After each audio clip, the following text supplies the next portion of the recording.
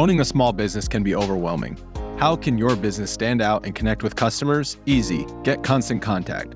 There's so many places to reach customers. Email, text messages, Instagram, TikTok, Facebook, Twitter, YouTube, live events, the list goes on. How are you, as the business owner, expected to own all of those channels? That's where Constant Contact comes in to help. With Constant Contact, you'll reach new audiences, grow your customer list, and communicate more effectively to sell more, raise more, and fast-track growth. I use this to grow my email list, and you should too. So get going and start growing your business today with a free trial at ConstantContact.com. Just go to ConstantContact.com right now. Constant Contact, helping the small stand tall. ConstantContact.com.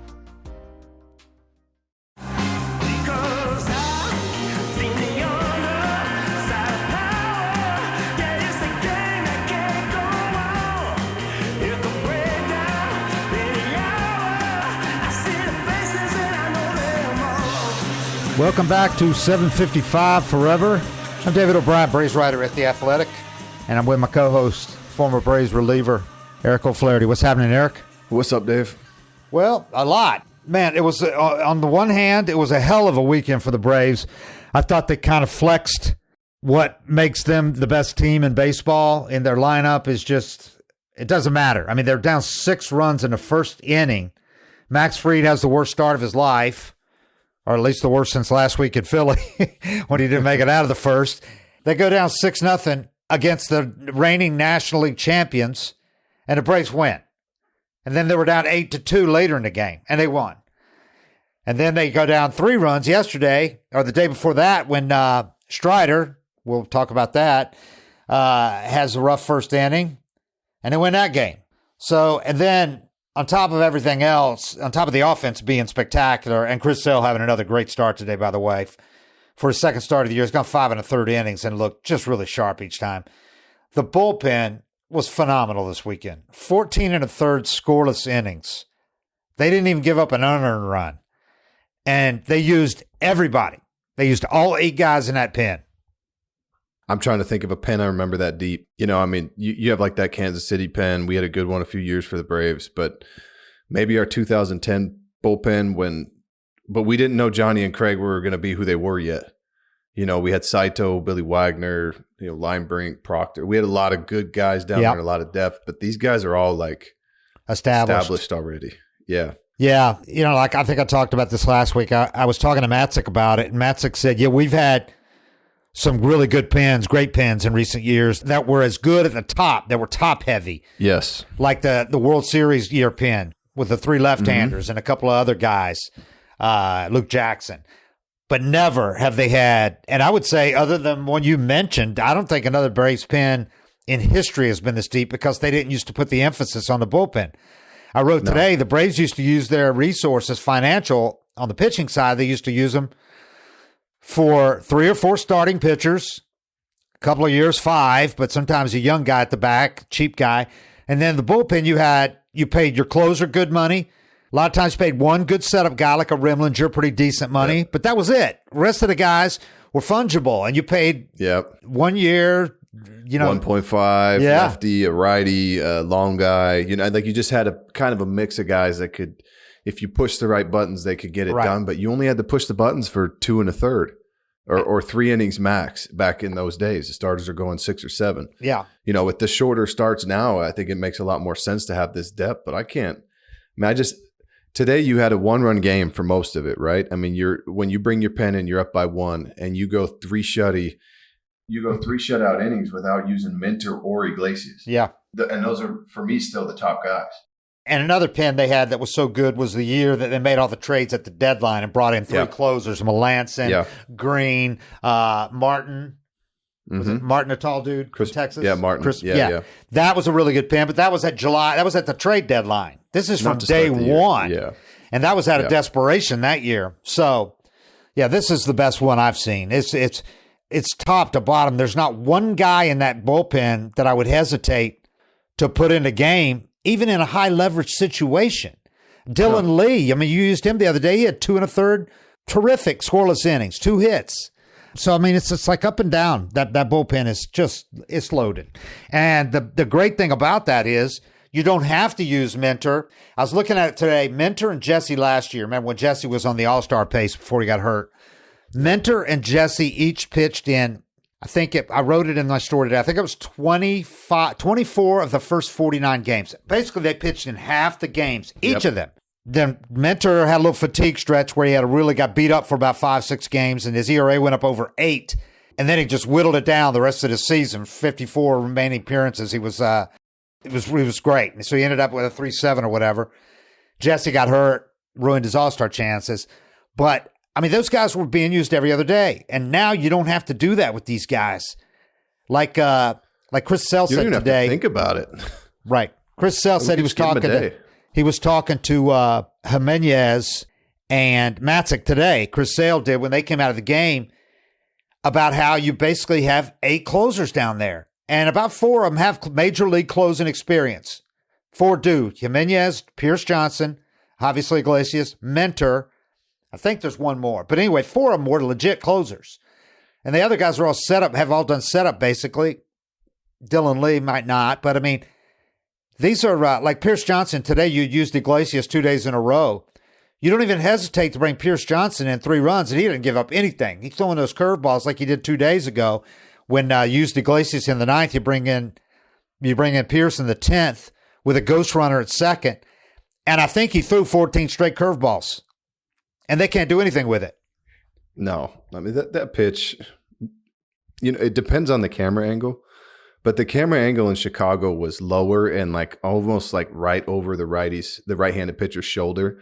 Those lower ones, you can see that ball just take off down into the left. And you can see how fierce and sharp that bite is. It's one thing when you have that overhead view, you really just get like a gist of how far the ball moved, right? But you get certain angles on TV and you can just be like, man, that thing, it looks different than everybody else's. So right now, after today, after 3 straight scoreless outings, including 2 where they had to pitch a lot of innings, the Braves bullpen leads the National League with a 1.87 ERA. The second best in the National League, Pittsburgh's 2.90. The Braves have got a 0.92 whip. That's second to the Pirates, 0.89. And the Braves have a 171 average against. That's the best in the league.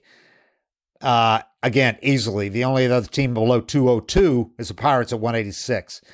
So, I mean, they're dealing. They got 40, and they've pitched 40 and a third innings, which is, that's the 5th most, but the Braves have played 4 fewer games than the Dodgers and the Padres. And they got the 5th most bullpen innings, and none of the guys are getting worn out because they've got so many guys they're spreading the load between. Yeah, I mean, I don't think too many teams had those short outings from their number 2 starter, and then another guy struggling. But they're not going to have to do that all year. Right. I mean, the thing for me when you talk about this is, I know it's early and everything, but they haven't been they haven't been sneaking out of these innings. They've been dominant, clean innings where they're in control the whole time. It doesn't feel like this is unsustainable. It just feels like who they are. Yeah. Let's say they got 33 and 2/3 innings. That's the 4th most in the National League. And the Braves have 8 games. They have 26 strikeouts and 33 and 2/3. The thing is, they're not giving up any hits. 20 hits in the 30. That's a 171 opponent's average by the relievers. So anyway, bullpen's been outstanding. Been every bit the building that we gave it. Offense is doing gangbusters, just like last year. And the amazing thing is, they're doing it without Acuna. Right now, he's maybe done the least in the lineup. And that's not going to last. And they're doing this without Acuna. Without him doing, have 3 guys in this lineup that are slumping at any point and still expect to score 7 runs. Yep. Extra base hits. To see Matt Olson pick this right where he left off last year, it's pretty impressive. He's got 8 extra base hits. He's one off Mookie Betts' lead. Mookie Betts has played 4 more games. He's got 56 plate appearances to Olson's 37. But Olson has 8 extra base hits. He has 9. So he's second in the league. I mean, second in the majors. He had another bomb today, and he's I tell you what, Michael Harris, you've talked about him a lot, but dude, that dude's got legit power. He's got legit power right now. I want to teach my kid to hit like him. You know, like drive everything to left center, and then he gets a first pitch changeup. Yeah. So he's a little early, just comes around it, hits it out to right center. But his approach, you know, the fact that he can hit that ball out to left center keeps him on every pitch. And that's what he tries to do. And how about Ozuna, man? He goes 40 and 100 last year, basically doing it all after April. Second half. Terrible first month. Goes 40 and 100. Well, what's he at right now? He's got 4 homers and 10 RBIs in 8 games. The guy's batting .314 with 1,047 OPS. And once again, last year we had Harris unsolicited mentioned the pep talk from Ozuna is what helped him get turned around. This time we got it from the new kid. Kelenic said that Ozuna from spring training on has been great with him and a lot of the other young guys, but he said he's been great talking to him. You never see it, which is kind of cool because he's not doing it to make sure everybody can see him doing it like at the cage during BP. So that means he's talking to him alone. Yeah. Because people aren't seeing him do this, and the players say, yeah, he's been great. He's talking to me. So, yeah, Kelenic said that he's been great with him since he got there. And he said, me and a lot of the other young players. So, and I asked Ozuna about it, and he goes, yeah, man. He goes, that's what did he say? That's pinned on my profile. That's what I do. He goes, and it's not eyewash. He said it with his accent. It's broken English, but he said I don't do it eyewash. He said, I want to do it. I want to be a good teammate. I'm here for that. I don't want to be like eyewash. I want to help them. So if I help them and they do good, I do good because we are a team. We are a unit. So it's really cool. I know everybody like that. He's got his haters for obvious reasons, off the field stuff, but nobody can say anything about this guy as a teammate. He's a great teammate. Everybody loves him. So, and he's producing again from the get-go this time. If he does this all year, who knows what he might do? Everybody's like, he'll never repeat 40 and 100. Well, he might surpass it. He's just got so much power and so much bat speed. And they can't pitch around him. They got to pitch to him. He swings that thing like a toothpick. You know? And Austin Riley, that was a bomb he hit today, man. 460 something, 67 or something. That was a bomb. So anyway, those two things, those are the obvious. Your offense is doing it. No deficit is too much. They keep coming. They swept the reigning pennant winners. Went to the World Series last year. Came within 2 wins of winning a World Series title. Braves swept them. And the Arizona must have been wondering what the hell happened after those first 2 games. I mean, they have 3-run leads, 6-run lead. The Braves come back and both of them win. The Braves' best 2 starters, they knocked Strider out in 4 innings. He's hurt. They knocked Fried out of 6 runs in the first inning, but he gritted it out and went into the 5th, which good for him. Yeah. He was really good after the first. He was fine, but that first was a disaster. He comes out in the second inning, strikes out the side after giving up 7 hits and 6 runs in the first inning. A lot of them was weak contact. One of them he should have fielded. It went over his glove. Could have been a double play.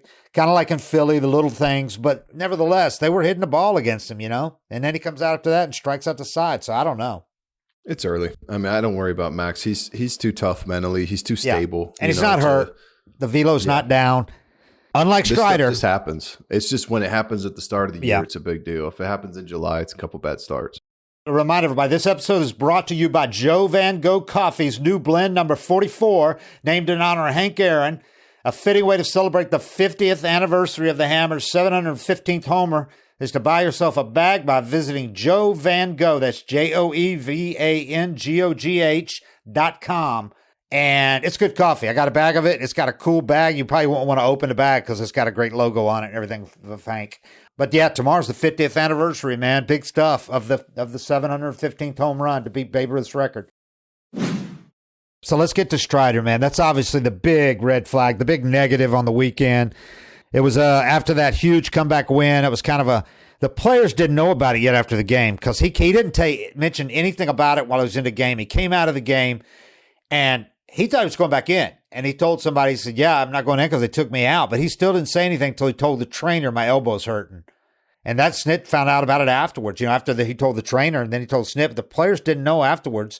I asked Matt Olson, I said, does this, there's a Strider situation kind of dampen the enthusiasm about the comeback win? He goes, what's the Strider situation? I go, oh, I'm sorry. I thought you knew. It was like, we were just told he's got his elbow sore. He goes, oh, that's the first time hearing of it. So they literally didn't know that at the time. Found out the next morning his MRI showed UCL damage.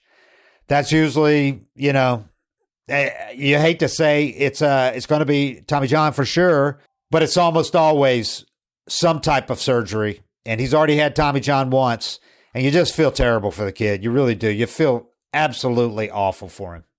Especially when you know it's a guy that's doing everything he can to stay healthy. I mean, everything. He pitches with his legs. He's super flexible. He's vegan, or it sucks. But I see all these people online trying to point out mechanical positions he's in and stupid shit like that. Yeah.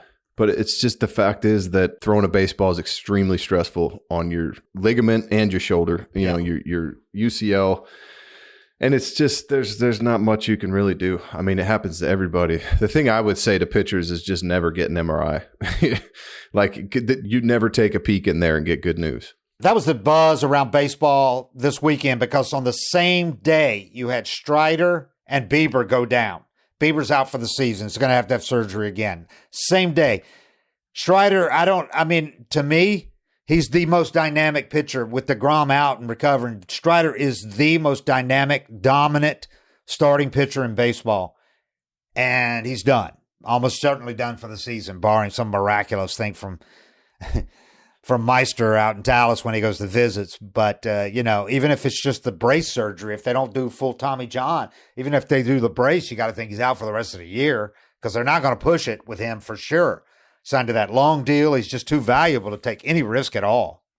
Well, and it's such a timing issue too, because if you are going to have Tommy John, then you get him back next year if you do it ASAP. But I was telling Tim before we started this show, I had a partial tear in my UCL in 2005. And I think if I had that MRI 10 years later, I wound up having Tommy John 8 years later. But if I'd had that at a different period in the game, I probably would have already had the surgery right when they saw it. But the recommendation was, it's not a terrible tear. There's some damage in there. Let's try to rehab it. Right. I took those 4 months, because I heard it in the playoffs. I took those 4 months off, and my elbow didn't hurt again for like 7 or 8 years. And now it's like, if a guy says anything's wrong with his arm, it's immediate. And agents do it too. Agents say we want to get an MRI. Yeah. But that's why I tell every pitcher, don't even look in there. Like, take a couple weeks off, take some anti-inflammatories, see if it'll calm down. Sometimes it just disappears, but now everybody just goes straight to surgery. I wouldn't expect this to be any different. They don't give them the option, though, of not getting the MRI unless you just don't say anything. And then if you don't say anything and you come out and say, it's been hurting for a few starts, they're going to be like, then you're putting yourself in contractual situations where there might be contractual language where you have to say something if you're signed long term. I don't know what the actual deal is, but let's just say the training staffs these days and medicals make sure these guys know, if you feel anything, tell us. Yeah. And then what do? They send everybody for an MRI, just about. If it's a pitching, everything. If it's an arm, they do it. And a knee on a guy like Acuna, they send him across the country to have his MRI checked by the specialist who did the surgery. So there's so much money involved in the game today. And with superstars like Strider and Acuna, you just don't take chances. Teams just don't do it. They're not going to do it. They might do it with a lesser guy, obviously. The fifth starter, guys going back and forth between AAA, a 28-year-old rookie. They might do it in his case, but they're not going to do it with Strider.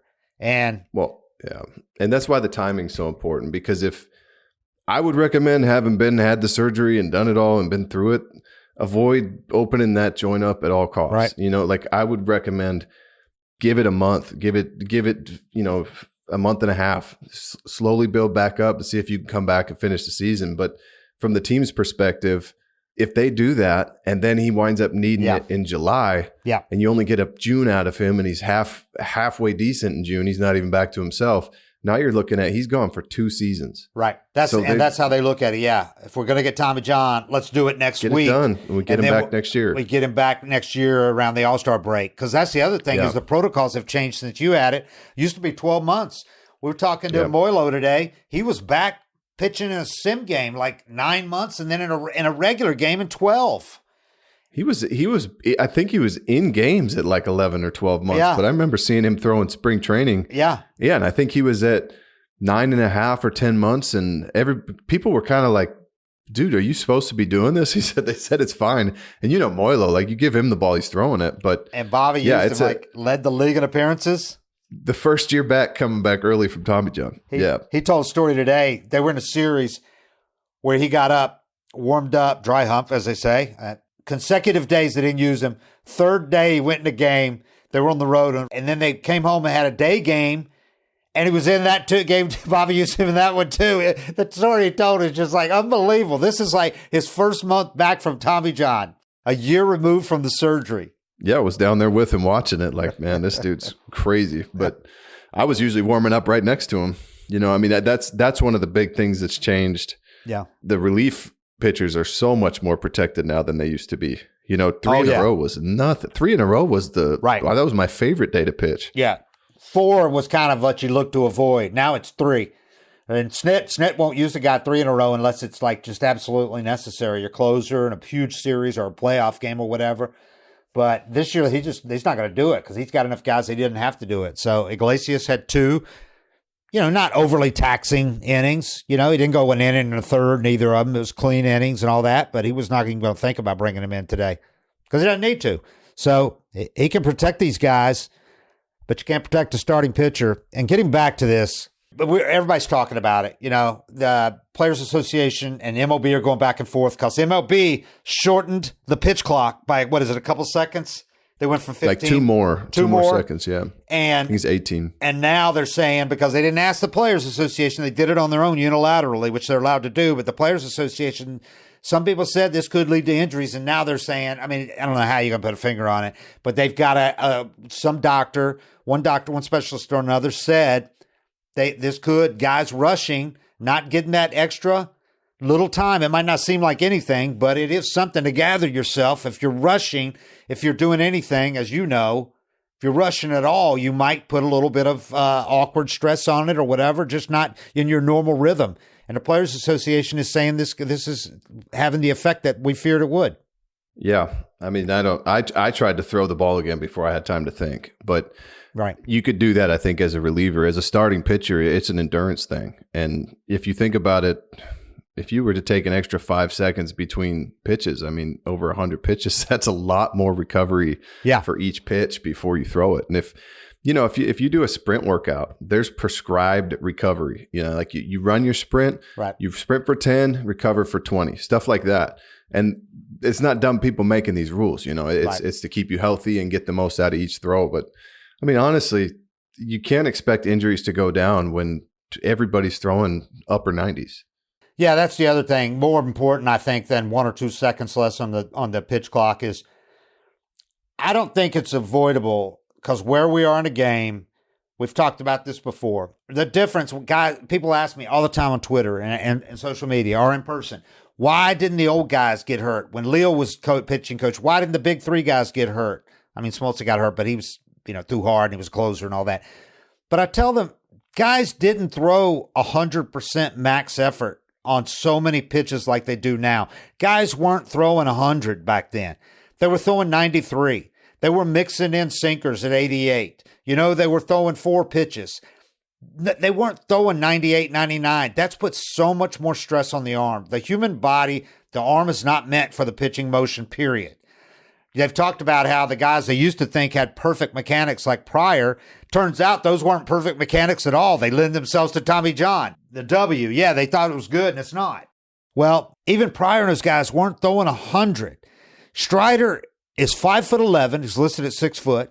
He's got unbelievably big, strong legs, but that's not a huge man. And he's 5'11", throwing 98, 90. He was throwing 100, in his first year doing it. He's trying to mix in 2 more pitches, but still he's throwing really hard all game. Now, a lot of other people are wondering too, did adding the curveball, I don't know how much difference his curveball has compared to his in torque compared to his slider.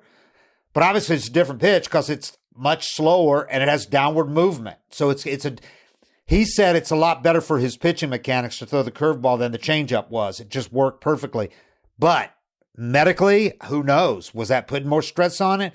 Now I'm wondering when he comes back, if you're Strider, you've been throwing his curveball for a few months and now you might be headed for another surgery. Are you going to be throwing when you come back? I'm not. I mean, he didn't have any arm concerns last year, right? No. you had a curveball and 2 starts into the year, you're meeting with the doc. It depends how you throw a curveball, but a slider, guys are generally, kind of still behind, maybe on the side of the ball a little bit. But with a curveball, it's normally turned all the way here. So when your arm goes back, it's more opened up. And I think a curveball definitely could be more stressful on the arm than a slider. But it said the same thing about cutters, and everybody throws a cutter now. Yeah. It's so hard. For me, one thing that I do think is that everybody has all these tools, these training staff, strength coaches, mobility, everything's available to them to get the absolute max out of their body. Yep. Now, we didn't have that when I played. And so you're seeing, maybe I throw 96 back when, if I had all this stuff now. Yeah. But maybe I also get hurt faster because I don't think your ligaments are growing with your muscles. That's the old steroid thing is your muscles get stronger, but your ligaments stay the same size. And I think that's more than anything is that these guys have tools to max out their bodies and get the absolute most out of it. And I don't think as many guys that get accused of it are overthrowing. I think they've just completely unlocked their body's potential to the max. But when we're talking about throwing is an unnatural motion and you found a way to get an extra 10% velocity out of that movement, that doesn't necessarily mean it's a good thing. Yeah. But it's who you have to be if you want to pitch in the game now. And Strider you have to throw hard. Is as diligent and does as much research as any pitcher in a game. So he is taking a deep dive into shaping that pitch. He's at the Maven lab this winter, and he's looking at the diagrams, the computer readouts, shaping the pitch. So they are, like you said, trying to maximize, get every bit they can out of that. So you're pushing the envelope with your body. Instead of doing it with steroids, you're doing it with high-tech. The natural way. The natural way, but you're pressing your body further than it's ever gone before. And it's got to be a direct link between that. We'll talk about a little bit more about this because Austin Riley had something. I asked him about it too. How should the Braves get ready for their Thursday day game against the Mets after they play on Wednesday evening? I know how I'm going to get ready for it with a big cup of coffee or 6. A superb cup of coffee or 2 or 3 is a great way to start. Joe Van Gogh Coffee suggests blend number 44, so named in remembrance of Hall of Famer and Braves legend Henry Aaron. What better brew to pour into your 755 Forever mug, those are cool mugs, than a coffee honoring Hammer and Hank, the author of 755 big league home runs. For a limited time, find our blend number 44 at joevangogh.com and enter the code HAMMER at checkout to receive an additional 20% off your purchase. Joe Van Gogh has been roasting and serving coffee for 30 years and following the Braves through each and every one of them. He's in Braves country, up in North Carolina, in the Research Triangle, I think, in Chapel Hill and some other places around there. Visit joevangogh.com. That's JOEVANGOGH.com. We're driven by the search for better. But when it comes to hiring, the best way to search for a candidate isn't to search at all. Don't search, match with Indeed. Indeed is your matching and hiring platform with over 350 million global monthly visitors, according to Indeed data, and a matching engine that helps you find quality candidates fast. Ditch the busy work. Use Indeed for scheduling, screening, and messaging so you can connect with candidates faster. Leveraging over 140 million qualifications and preferences every day, Indeed's matching engine is constantly learning from your preferences, so the more you use Indeed, the better it gets. Join more than 3.5 million businesses worldwide that use Indeed to hire great talent fast. And listeners of this show will get a $75 sponsored job credit to get your jobs more visibility at Indeed.com/Blue Wire. Just go to Indeed.com/Blue Wire right now and support our show by saying that you heard about Indeed on this podcast. That's Indeed.com/Blue Wire. Terms and conditions apply. Need to hire? You need Indeed. With threats to our nation waiting around every corner, adaptability is more important than ever. When conditions change without notice, quick strategic thinking is crucial. And with obstacles consistently impending, determination is essential in overcoming them. It's this willingness, decisiveness, and resilience that sets Marines apart. With our fighting spirit, we don't just fight battles, we win them. Marines are the constant our nation counts on to fight the unknown. And through adaptable problem solving, we do just that. Learn more at Marines.com. Hey listeners, Tim Showers here, producer of the podcast. An update from AA Mississippi, the top shortstop prospect in the Braves system. Nacho Alvarez had a really solid weekend, 5 for 12. He's hitting .417 on the season, OPS at a square 1,000. While I got you, help support the podcast. Go to 755forever.com. Click on store. We got plenty of merch for you to buy. We got slides, hoodies, shirts. Check it out. Help the pod. We appreciate it. Now back to the show. It's funny what you were saying. I was talking to Austin Riley just one-on-one yesterday before he knew that the UCL damage. He was like, I'm just pray for Strider, man, that it's better, best case scenario. But later they found out it wasn't. But he said, I've got a crazy theory, and it wasn't crazy, and he knows it's not crazy. He said when he was in high school, if a guy threw 92, he was getting a D1 offer, 4 or 5 D1 offers probably. If a left-hander threw 88, he said he was getting a D1 offer. And that wasn't that long ago. We're talking about like 10 years ago, right? He said now there's like 6 guys throwing 97. You know, and he said all these guys are throwing 95. They got all the training, what you're talking about, all the training stuff now they did not have back then. There's these labs in any middle-sized, big-sized city or any city with a college campus. They have these everybody's on that bandwagon. Yeah. And if you're an hour from a city, you can go there. If you're outside Atlanta, you can go work out there. So everybody's doing maximum stuff in the off season. Started with Driveline. Now there's those places everywhere. Everybody's using the weighted balls and all that, which is great stuff, but they're using so much more too. And I tell you what, man, because Austin said, these guys are pushing, and like you said, they're pushing the envelope before their bodies are developed. They're still in high school. You're not mature yet. So, and this isn't the case with Strider. His is more, I think, just he's gone beyond what anybody else is doing at 5'11". It's like Lincecum was the only other guy his size that threw that hard, and he broke down after 8 years. But so I don't think this has to do with Strider as much as it does. But these other guys that are having Tommy John in high school and in college, they're like pushing their bodies before they're even developed. And so I don't know how you rein it in, but somebody's got to do something about this, man. Yeah, it's a problem. I work with some high school kids here and there, just to good kids. I'll just try to help them out. And I was talking to a kid this winter that had gone to, some kind of pitching showcase thing with all the colleges there. And he talked to a coach at a pretty big D1 school. And the coach told him, if you're not throwing 93, I'm not even looking at anybody throwing under 93. And right. I'm like, man, that's terrible. I had full ride throwing 89 to 91. And you don't get full rides in baseball. That's how rare a lefty throwing 89 to 91 was. I was going to go to Oregon State, and they were paying for everything.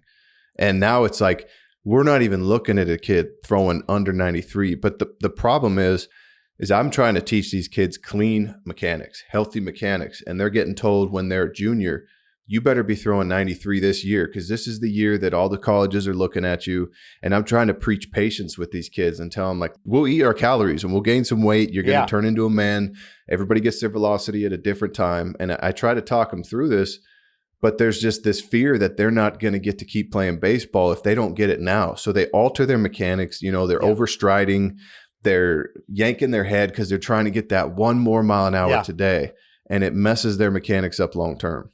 I think that the worst thing I've seen along these lines is these videos that we see in the dead of winter, December, January. You've got these kids that are I hate to keep using Driveline because there's other places too, but they're videotaping themselves. That's the other thing. When you didn't have phones and everybody couldn't videotape all this and put them on Instagram, you didn't do this because you want to show up on Instagram. But these guys that are taking the running crow hop and trying to throw 105 miles an hour. I'm like, how does that possibly help your arm get ready to pitch? That is not healthy. You're in the dead of winter throwing as hard as you can on a crow hop against a wall with a radar gun on it. There's some logic that kind of like maxing out your speed. Like if you were a sprinter, you got to run all out sometimes, right? But the danger is, I thought Driveline had a pretty good recovery protocol and they timed it out and they spaced it out. And if you weren't ready, you took that, you pushed yourself back. But it's people mimicking that just making it up. Like I saw these videos. Let me buy a pocket radar. Like that wasn't even an option when I was a kid. You couldn't get on a radar gun. I didn't get on a radar gun until my junior year of high school at a showcase. I had no clue what I threw. I knew it was coming out okay. Yeah. But you buy a pocket radar and just go to a park and throw as hard as you can. Yeah. And you hit 90. It's like, shit, I want to do that again tomorrow. And these kids will go try the next day. Or you have a guy it's such a dangerous field to be in of telling unnatural movement, do it as hard as you can without it being really carefully structured. In the middle of the off season.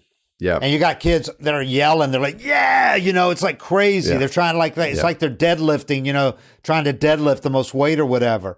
But it's just such an unnatural motion, and they're doing it in the middle of the winter, and they're not out there stretching and warming up and all that. And like you said, recovering. So there's another thing. We're just talking about all these reasons that are contributing to this. Snit has said for years, and he's not alone, all the old school guys think that all this travel ball when these kids are like barely in their teens, some of them before their teens, right?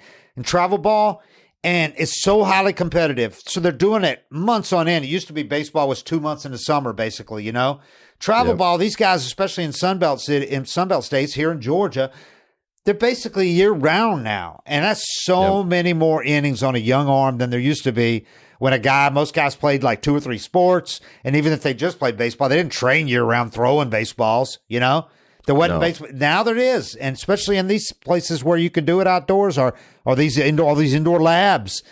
And so my senior year, I started throwing 2 weeks before the season.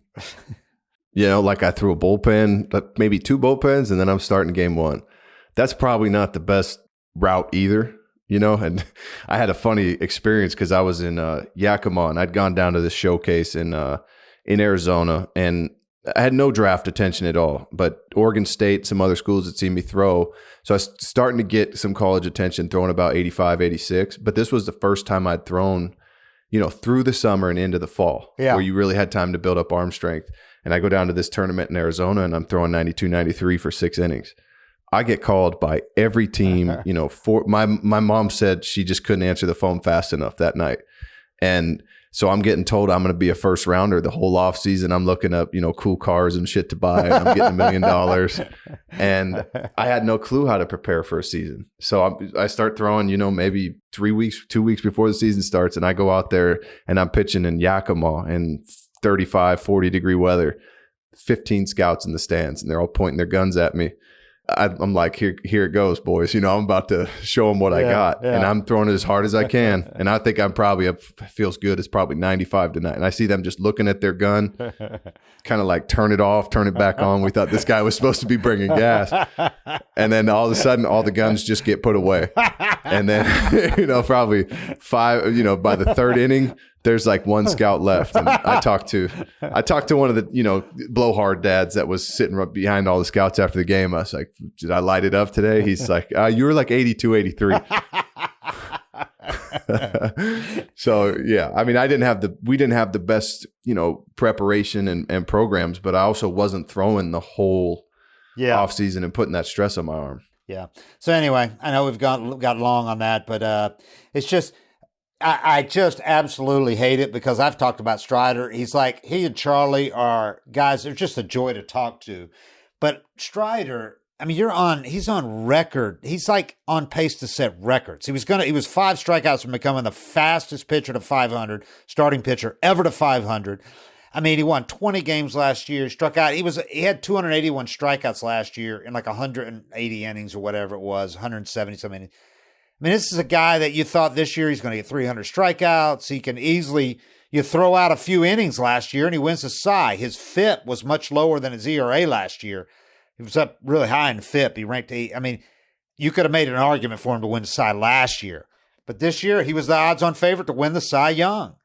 Now you're talking, you go from that to my elbow's sore. All of a sudden, this is a guy you're looking at maybe the second Tommy John surgery in a span of 5 years, man. And he's only 25. He's must-see TV for me. I mean, I was excited every time he was taking the mound. Yep. There's not a lot of pitchers that they're going out there and you're thinking he might strike out 20. Yeah. I mean, you don't know what he's going to do. He's probably going to be pretty good every time he goes out. Maybe I catch him on it. Maybe he has it today and he strikes out 20. Yeah. He had 16 against Rockies last year. Yeah, you thought he might get 20 when he broke Smoltzy's record. So, yeah, and also we've talked about this. The next time somebody says that the Braves take advantage of these kids, tell them to shut the hell up, because where would Strider be right now if he had not taken that long-term contract? He is set for life. If he never pitches again, and he will, he'll come back and pitch again.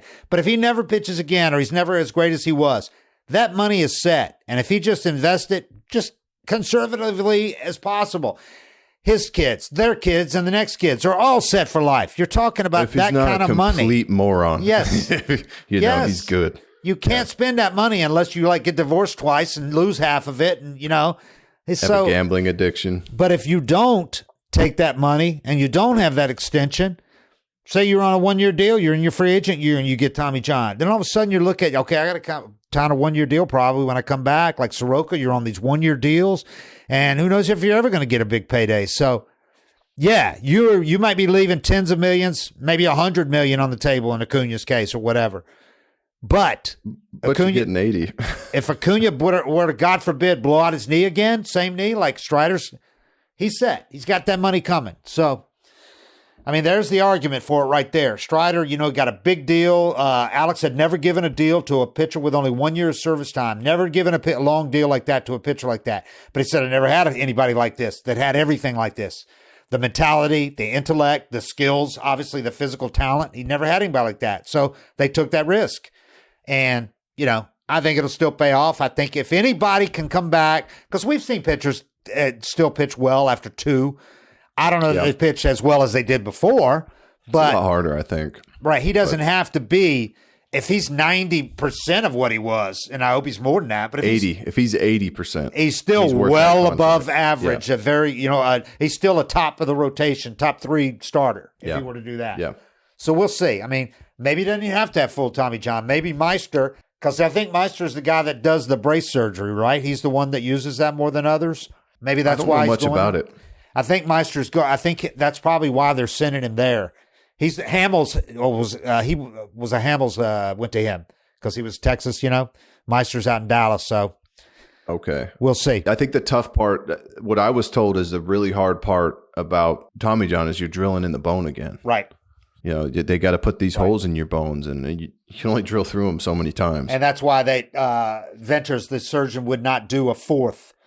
Because he didn't want to drill. The bone was too compromised to drill it a 4th time. So they did some other thing where they wrapped it around or, hammered it in, screwed it in or whatever. And So anyway, you just ain't even talking about this stuff with Strider. I mean, he's just so dynamic. He's like the Acuna of pitching, You can't take your eyes off either one of them. So anyway. I didn't want to be a homer and say these are the 2 guys that are must-see TV in the game for me. I think Ohtani is too, but I felt this. I almost made the same comparison. Like him and Acuna, I want to see what they do every night. I'd rather see either of those guys than Ohtani. I know a lot of other people might prefer Ohtani, but to me, he just doesn't have that kind of electric aura about him that Acuna and Strider do. Strider, just the way he goes about it, the look, the little flourish, the finish, everything, and that explosive fastball that's got it's got 20 inches of hop from what I'm told. I was talking to Charlie about it. We've talked about the angle and all that. So then he has a curveball, and you're talking about 6 inches of drop. You're talking about 26 inches of difference, and you're talking about almost 20 miles an hour difference. But could his arm take it? I don't know. There's so many things. Could pitching in the cold his first start, could that have had any effect? Who knows? I don't think so, but he's throwing in the outfield the other day in that freezing weather up before that game got banged. Snit said he was more just throwing in the outfield. He wasn't really warming up yet. It wasn't because they banged it before that point. He was more just doing his throwing in. But it was cold and rain and snow rain mix. I don't know. I don't think any of that could do it. Anybody that claims to have a solid answer or posts pictures and says this is why, it's like they're full of shit. Right. It's just stressful on the arm, and it's just a crapshoot. I told Charlie today, I said, I hate that we were even talking about this the other day, because Charlie, when I talked to him that lengthy at spring training about Strider, he loves Strider, loves him. And he said, I pull so hard for him to have a long career, but it's just, there's all these power pitchers, these guys that have these long careers, that pile up these numbers are all like Verlander and Max, and and they're all like 6'3", 6'4", 6'5", you know? There's like none of them that was under 6 feet. Lincecum was the exception, like Charlie said, but he had that freaky delivery straight over the top and you know, and did all that weird shit with his body that nobody else could get in those positions. And even he broke down. He won, 2 size back, and then he broke down before 30. So and Strider, for me, like there's a big difference between those two guys because Strider's looks pretty effortless. Right, it does. You know, it really does. It's clean. It looks like he's throwing about 92, and the gun says 99. When you watch Lincecum and you saw those positions he's getting into, you're like, man, that's why he was the freak. I don't know who can hold up doing that. You know, I mean, what he was doing was insane and cool, but Strider, you watch him throw, and it's like it looks like he's just playing catch. It doesn't look like, and that's why it's tough when these guys deceiving. Get thrown that.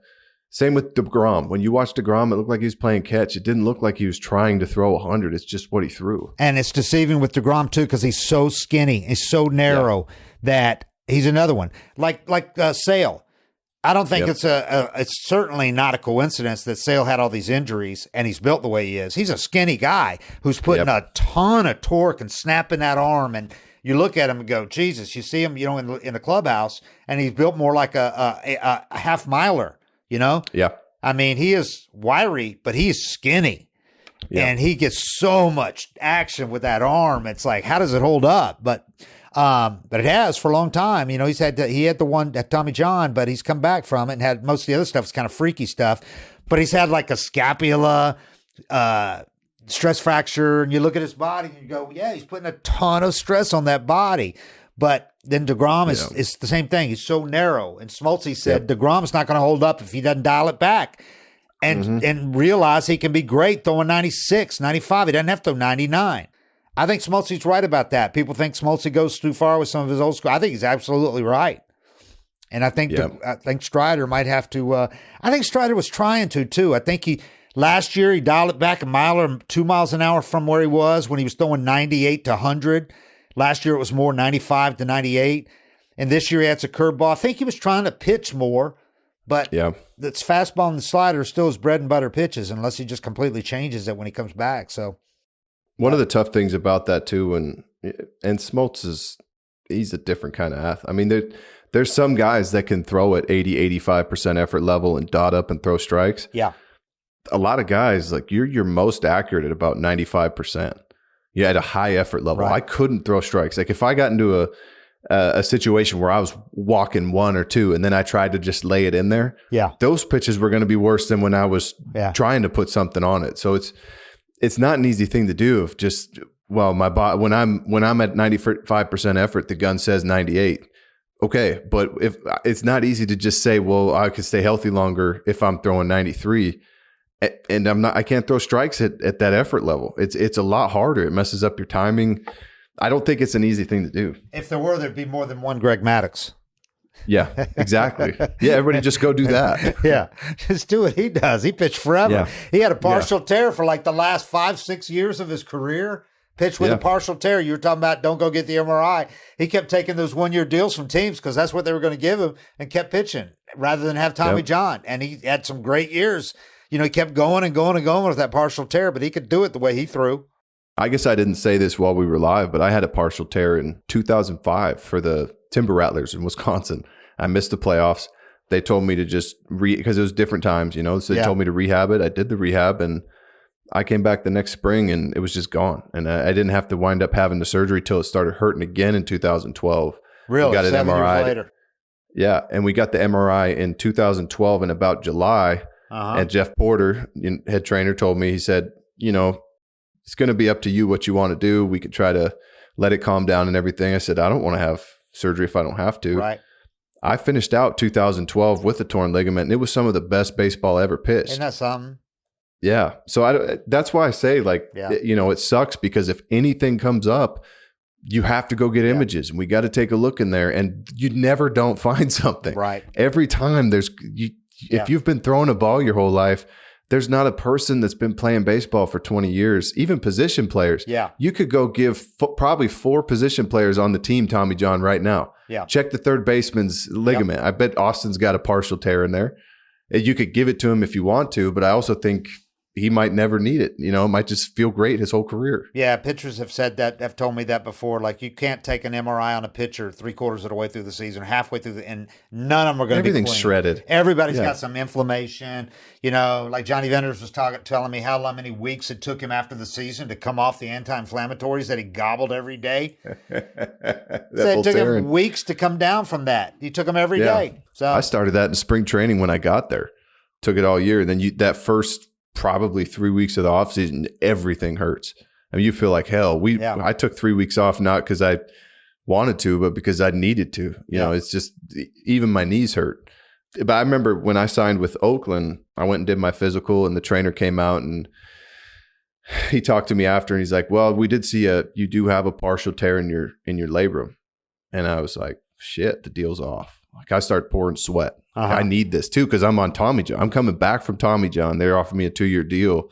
This might be my only shot. And it turned out to be my only shot to get any kind of decent contract. Yeah. And he told me that. And I was like, God damn, you know, like, this is, now I'm going to have to sign a minor league deal now that this is out there. Yeah. And so I'm panicking. He's like, but it's all good. We see it all the time. And I couldn't believe it. He told me that I guess they'd done an MRI on Huddy at some point when he was there, and his labrum was holding on by a shoestring. Ain't that something? And he went on and pitched. I don't know if Huddy ever had shoulder surgery. He had Tommy John with the Braves, but I don't know if he ever got his shoulder worked on. Yeah. Wow. And he had some great years too. Yeah. So yeah, I mean, look at how many infielders are warming up with a sleeve on their elbow, you know? Yeah. Or keep a sleeve on their elbow like until the game starts. Whether you're a world-class athlete or a podcaster, we all understand the importance of mental and physical well-being and proper recovery for top-notch performance. That's why I'm excited that Unified Healing is sponsoring this episode of 755 Forever. Unified Healing is a new and super innovative global network of wellness centers powered by Energy Enhancement System, or EE System. If you haven't heard of the EE System yet, you'll want to listen up. This technology promotes wellness, deep relaxation, purification, and rejuvenation. Interested in experiencing the EE System technology for yourself? Go to unifiedhealing.com/forever to learn more and find a center near you. That's UNIFYDhealing.com/forever. No material or testimonials on the Unified Healing website are intended to be viewed as medical advice or a substitute for professional medical advice, diagnosis, or treatment. Always seek the advice of your physician or other qualified healthcare provider with any questions you may have regarding a medical condition or treatment and before undertaking a new healthcare regimen, including EE System. Hey there! Did you know Baker's always gives you savings and rewards on top of our lower-than-low prices? And when you download the Baker's app, you'll enjoy over $500 in savings every week with digital coupons. And don't forget fuel points to help you save up to $1 per gallon at the pump. Want to save even more? With a Boost membership, you'll get double fuel points and free delivery. So shop and save big at Baker's today. Baker's, fresh for everyone. Savings may vary by state. Restrictions apply. See site for details. A lot of great stuff about the Braves. I mean, and again, they're doing it all with Acuna hadn't got going yet, and that's going to happen. It's just a matter of time. Got the Mets coming in for 4 games. The Mets suck. The Braves should win the series. I think they're trying to go for a sweep. It's hard to 4-game sweep of anybody, but the Mets are not good, and it's not like the last couple of years when the Mets came to town. They do. I mean, they're not even trying to say that they're going for the division title this year. You know? Well, I mean, yeah, it's been pretty clear who the teams are the last few years, but. So we'll see. It's going to be interesting to see who the Braves bring up to start for Strider on Wednesday. They brought Winans up today, but that was one of those cases where you have that extra arm in the pen in case you need a lopsided. You want a guy to go in and throw 3 or 4 so you don't use your regular relievers. If they don't use him, they can start him Wednesday, but they could also bring up, Elder or Dodd. Dodd's pitched really well. 2-star. He's pitched really well. Elder was bad yesterday. Real good the one before that. Yesterday he went like 4 and gave up some runs, and it wasn't good. Shaver got lit up. He only went 2 innings. Shaver, they're going easy. They're trying this strategy where they're only using him like 2 innings right now. They want to keep him fresh, so obviously they're looking at him. contributing to this team by midseason. So they're not using him much now. He only went 2 the other day, and it wasn't good. But I think the important thing with him, they're not looking at the numbers. Well, they know what he can do. They just want to keep him fresh so that when they need him, they're covering all the bases. So if they have a cut, they know they got a 40-year-old guy and they got a 35-year-old guy in Chris Sale that's missed a lot of time in the last 5 years. And they weren't even counting on Strider, obviously. I don't think red flags are going up with Max Fried. I know they are with fans, but they're not with the team. They know what Max Fried can do. He's not hurt. And he was fine after that horrible inning, Didn't make it out of first at Philly. But if he gets the strike call on Castellanos, that's a strikeout. He's out of that inning. So we'll see. I think the next one will tell a lot more about Max Fried. But, he's going to come out fired up. I know he is, But, he's in a contract year, man. Every one of these starts is going to become more and more important. I wouldn't worry about it with him, but those are your 2 fears when you're going year to year and betting on yourself is, what if I fall on my face and, what if something pops up and I wind up getting hurt? I think the guys that can do that have a big pair on them because I'd take the money. Yeah, no shit. Yeah. So we'll see. We should hear about Strider in the next couple of days. They just had to arrange, for him to get down there and meet Meister. I would think it would be probably Tuesday. Yeah, maybe tomorrow or Tuesday. And, I think everybody's kind of prepared for the worst, hoping for the best, that kind of thing. But fortunately for the Braves, they've got enviable depth. He's the last guy you'd want to lose, obviously, from your pitching staff, but they've got enough to cover it and still have a pretty damn good rotation with Fried, Charlie Morton, Chris Sale. Oh, they're good. Ronaldo Lopez looked great in his first start in Chicago. He really did look good in really cold weather. So they're still fine. You don't want to lose another one, but they're still fine, especially with that bullpen. They can afford to. They've done it already, but you can afford to pull a starter. If he's having a bad day, just pull him out. If in the second inning, if you need to, go get him next time, kid. We got enough. We can get through these 8 innings. And we got somebody good tomorrow. Yeah.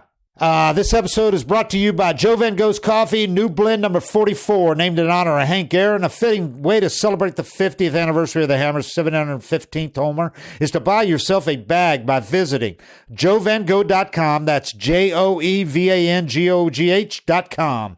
And it's good coffee, so get some. You got a discount if you mention Hammer on there. We appreciate it, everybody, and we'll talk to you again after this Mets series. A lot going on with the Bravos, and they are pretty much right where they want to be. I think they're on pace for 108, and they've already played the Phillies and the Diamondbacks, so that's pretty good. All right, 7:55 forever. We're out. Thank you.